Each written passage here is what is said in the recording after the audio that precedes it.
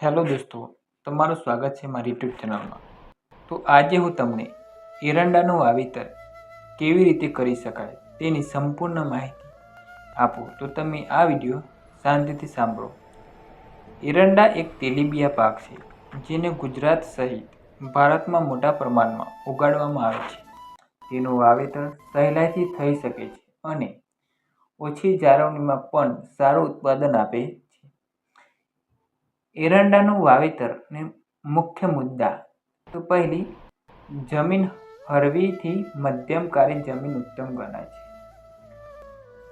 પાણીનો નિકાસ હોવી જરૂરી છે। જમીનની પીએચ 6 થી 7.5 વચ્ચે યોગ્ય છે। જમીન તૈયારી કેવી રીતે કરવી તો એક ઊંડી હળ ચલાવી જમીન ભૂરભૂરી કરવી, 2-3 વાર હળ ચલાવી પાટિયા મારી લેવા। સજીવ ખાતર ખેડૂત ખાતર 8 થી 10 ટન પ્રતિ હેક્ટર ઉમેરવું।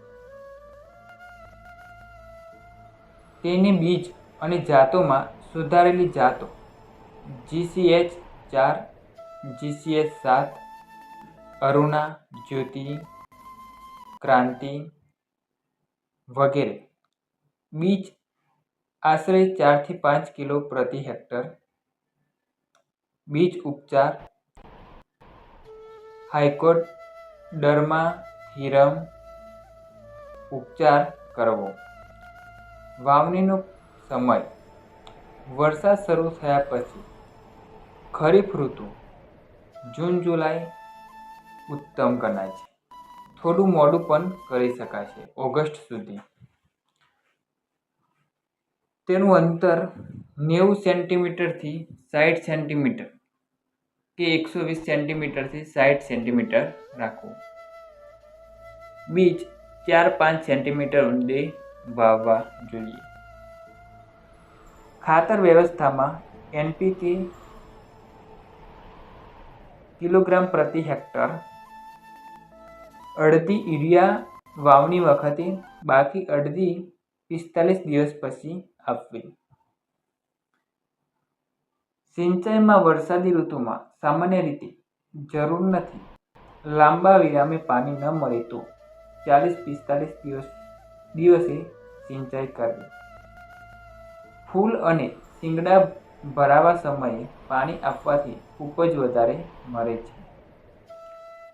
રોગ અને જીવાત પર નિયંત્રણ કેવી રીતે કરી શકાય તો માકડી, સફેદ માખી, કીડો નિયંત્રણ માટે નિંદણ નિયંત્રણ અને સમયસર દવા છંટકાવ જરૂરી છે। મૂળસડો, પાનખેતી જેવા રોગથી બચવા માટે બીજ ઉપચાર જરૂરી છે।